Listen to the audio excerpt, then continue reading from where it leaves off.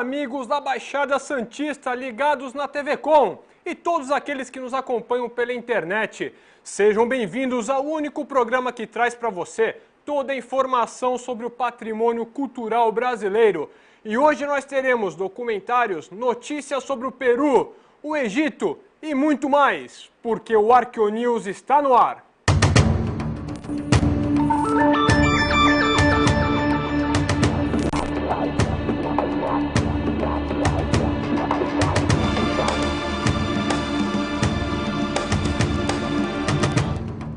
Muito obrigado pela sua audiência e os e-mails enviados à nossa produção através do contato@arqueonews.com.br, contato@arqueonews.com.br. E você também pode nos seguir pelo Twitter, através do twitter.com/arqueonews. E você também pode acessar aqueles programas que você perdeu, ou se você quiser reprisar, através da nossa página no www.arqueonews.com.br, www.arqueonews.com.br. E essa semana, arqueólogos peruanos encontraram um túmulo de um grande sacerdote da cultura Wari, próximo à cidade de Cusco. Uma equipe de arqueólogos descobre uma tumba intacta de um governante que pertenceu à cultura pré-inca. Os profissionais peruanos disseram que ela faz parte da cultura Wari de mais de 1.200 anos. O homem foi enterrado com muito ouro e prata. Os arqueólogos encontraram a tumba em uma selva peruana de Cusco e, para especialistas, é um dos acontecimentos mais importantes desde a descoberta de Machu Picchu há 100 anos. Junto com o túmulo, em perfeito estado, também foram encontrados cerâmicas, joias de ouro, prata e fragmentos de tecidos. A cultura Wari foi a civilização que floresceu no centro dos Andes, entre os anos 600 e 1200. E no Egito, as autoridades arqueológicas recuperaram a estátua do faraó Akhenaton, que foi roubada do Museu do Cairo durante as manifestações e vandalismo contra o regime de Hosni Mubarak. O Ministério de Estado para os Assuntos das Antiguidades do Egito explica que um professor da Universidade Americana no Cairo entregou a estátua de Akhenaton ao departamento depois que seu sobrinho a encontrou próxima de um contêiner de lixo na Praça Tahrir, onde participava de uma das manifestações. A estátua de calcário com 7 centímetros de altura, fixada em uma base de alabastro, representa o rei vestindo a coroa azul, enquanto mantém uma mesa de oferendas. Com a recuperação da escultura, já são 4 as peças devolvidas ao museu, das 8 antiguidades que foram roubadas durante os protestos contra Mubarak na capital egípcia. E no próximo bloco vocês terão um documentário sobre Roma. Fique aí, é um minutinho, nós já voltamos.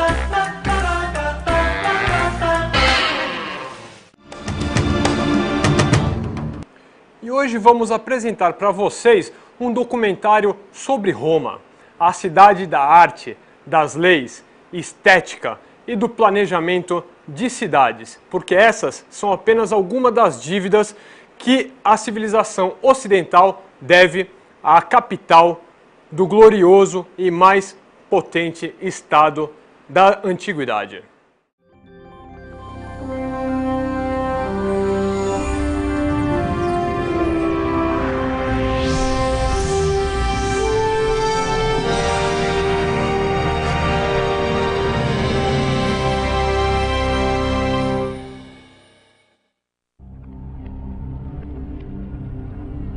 The Mediterranean Basin, 2nd century AD, the most powerful era of the Roman Empire.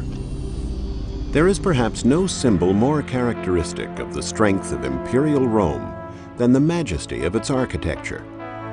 The Roman Empire at its height dominated 3 continents, 20 races, and more than 500 great cities. And once they conquered, they built. Roman-style architecture can be found from Italy to Spain, France to Asia Minor, Africa to the Black Sea. The cities were all built in the same grand style: columns, porticos, markets, temples, basilicas. The Roman Empire unified the entire Mediterranean basin, encompassing lands where many civilizations had flowered, uniting them into one sole civilization, with the same laws, the same way of life, the same customs. A single great multi-ethnic population that did not discriminate against its subjects for the color of their skin, and which had as emperor Italians, Europeans, Africans, and Arabs. To understand how Rome could build such a vast empire and then govern it for almost 1,000 years, we will journey to the extreme outskirts of the Roman Empire at the time of its greatest expansion and learn the secrets that archaeology has uncovered for us.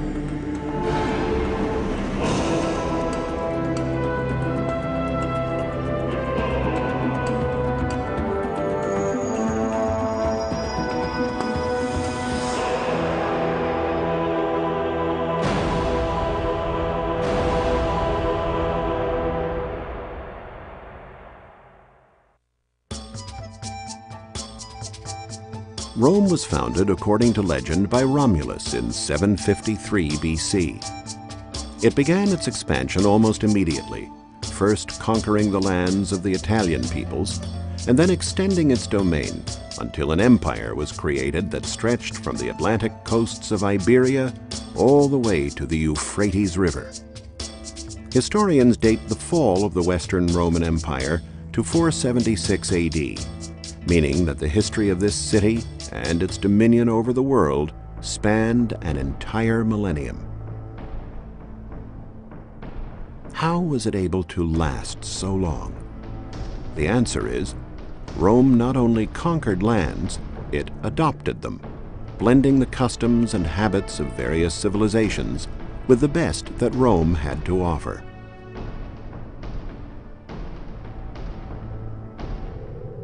In Vaison-la-Romaine, France, once a Roman province known as Gaul, archaeologists uncovered this paved road bordered by impressive buildings.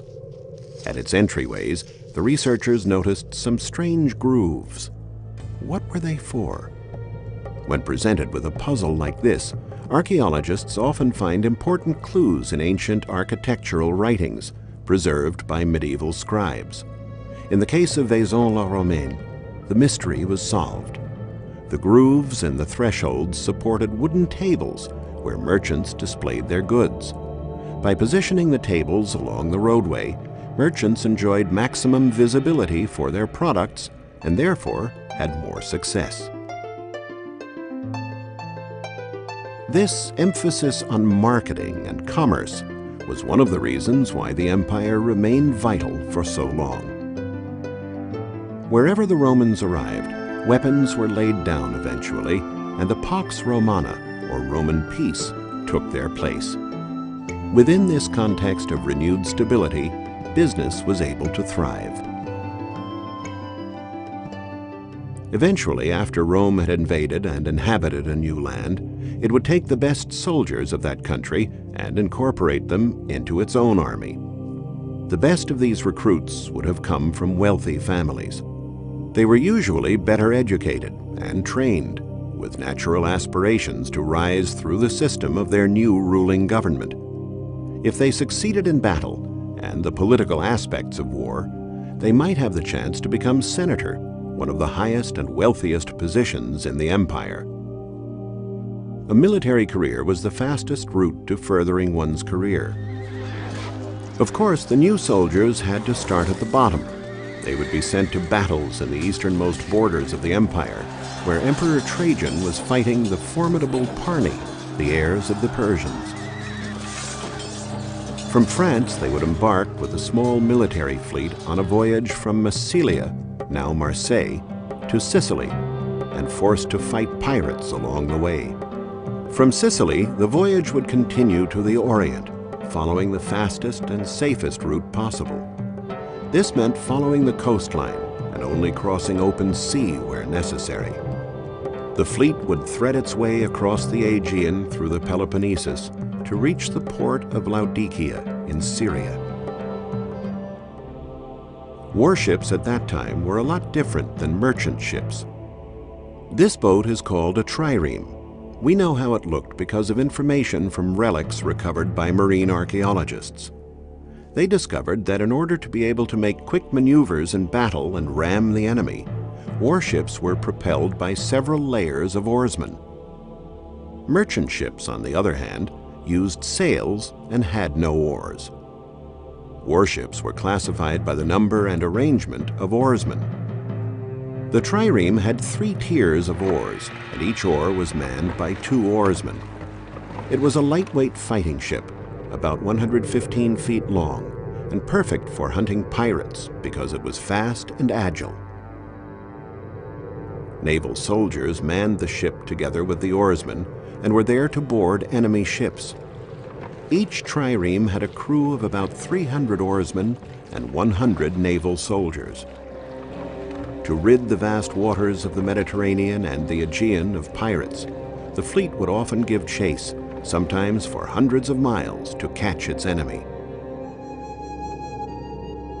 Once caught, the tactic was not to board the enemy ship and engage in hand-to-hand combat, but to sink it, either by ramming it or hitting it with catapult fire. A ship positioned broadside exposed itself to a greater risk of being rammed and sunk than its attacker, but that position offered advantages for the use of its catapult. This is because the rolling waves had 2 different effects on the arc of the projectiles. The defending ship catapult, positioned perpendicular to the main axis, hurled projectiles that fell inside an elongated ellipse, a form which corresponded perfectly to the shape and position of the attacking ship. The attacking ship, on the other hand, had its catapult aligned with its main axis, and its projectiles tended to fall within a circle that encompassed only a minimal part of the target ship. Oftentimes, the attacker's missiles missed their target, and the tides of battle would shift. A soldier's life was not all war. Roman culture demanded a certain refinement and taste among its subjects. This theater in Tyndaris is on the northeast coast of Sicily, overlooking the sea, where many voyagers and soldiers stopped on their journeys. What is both striking and intriguing about this structure is not so much its architecture or finishings, but rather its location. It is stunning, but it lacks a logical explanation. Having a theater exposed to the sea winds and the full sun, since the shows were offered during the daytime, seemed to be a very questionable choice. Other theaters, such as the very steep one in Pergamum, Turkey, had sweeping horizons to look out onto. That was what Hellenic tastes demanded. Every architectural work had to have something magnificent about it.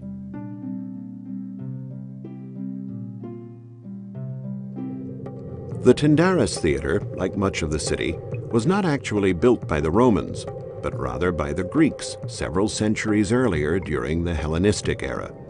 The Romans simply absorbed it into their empire. One of the reasons for the size and strength of the Roman Empire was its assimilation of Greek culture, which was imitated and developed even further, as in the art of mosaics, and then spread throughout the empire.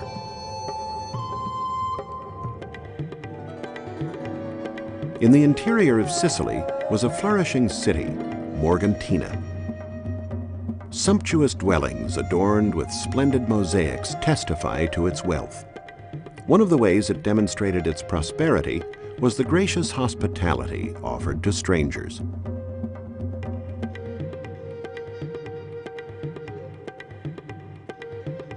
We see evidence in this mosaic, which contains the Greek phrase, "be well," which may be taken as a sort of welcome. All citizens of the empire were equal. People and ideas were allowed to circulate freely, as were goods. The governor of the island, as well as its year-round inhabitants, would extend the celebrated Roman hospitality to all visitors, offering wine, meat, and all the produce of the fertile Sicilian soil, part of the Italian terra firma, a land that Virgil called an earthly paradise, mighty mother of crops and mother of men.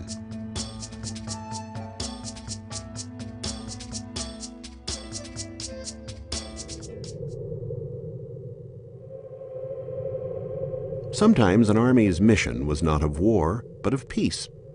On the Greek island of Santorini was an early settlement called Thera. Thera was located in an area that was always at risk for earthquakes. Half of the island disappeared into the sea in the 2nd millennium BC. The archaeological remains of Thera show that the city was rebuilt several times because it was hit by an earthquake more than once.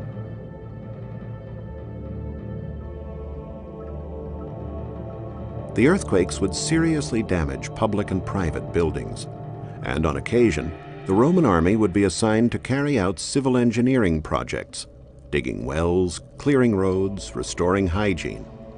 An army officer could distinguish himself further by performing these public duties in a successful fashion.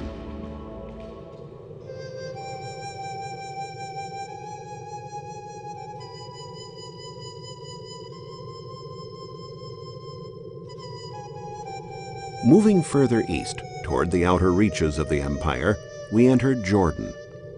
Archaeologists working during the last century uncovered a beautiful city, Gerasa. They were quite puzzled to find numerous drain covers like this one, bearing the engraved image of a dolphin. This animal is clearly associated with the sea, although Gerasa was surrounded by desert and far from the coast. What mysterious meaning did this hide? Excavation work revealed